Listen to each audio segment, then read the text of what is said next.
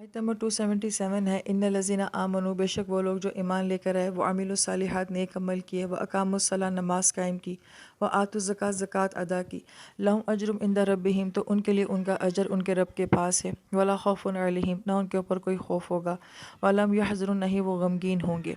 इस आयत मुबारका के ज़िमन में जो हमारे जहन में पहली बात आती है कि पिछली आयत में तो सदक़ात की बात हो रही थी, सूद की बात हो रही थी, और यहाँ एकदम ईमान, अमल और इबादत की बात हो रही है।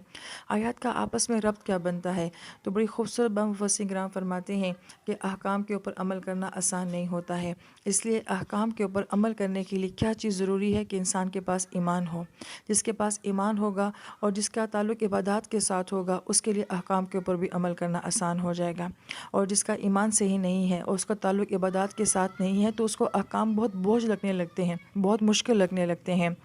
दूसरी अहम बात ये भी मुफस्सिर किराम फरमाते हैं कि एक हमारे अमाल का ज़ाहिर होता है, हलाल, हराम, जायज़, नाजायज़, गलत, सही, ये हमारे अमाल का ज़ाहिर होता है, इसके ऊपर भी फोकस करना चाहिए।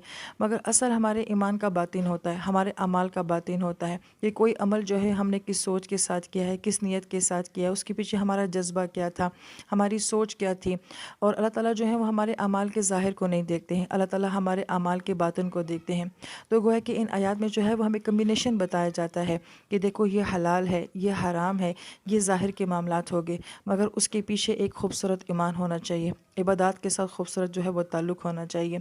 पूरे दीन का अगर ख़ुलासा देखा जाए तो हमारा दीन जो है वो दो चीज़ों के ऊपर बेस करता है, हकूक़ुल अल्लाह के ऊपर, हकूक़ुल इबादत के ऊपर। यूँ कहा जाए कि इबादत के ऊपर और अहकाम के ऊपर। और इबादत और अहकाम का आपस में ताल्लुक़ बहुत ज़रूरी होता है। सिर्फ अहकाम ही अहकाम हो, हलाल हराम, जायज़ नाजायज़ की बात हो, लेकिन उस अमल के अंदर कोई मोहब्बत, कोई जज्बा और कोई रूह उसके अंदर मौजूद ना हो, तो ऐसे अमाल जो हैं वो अपनी असल हकीकत खो देते हैं। इसलिए गोया कि यहाँ पे पहले सूद की बात, हलाल हराम की बात और साथ ही इबादत की बात की गई कि हमारे अमाल जो हैं वो ज़ाहिर से भी खूबसूरत हों और बातिन से भी खूबसूरत हों।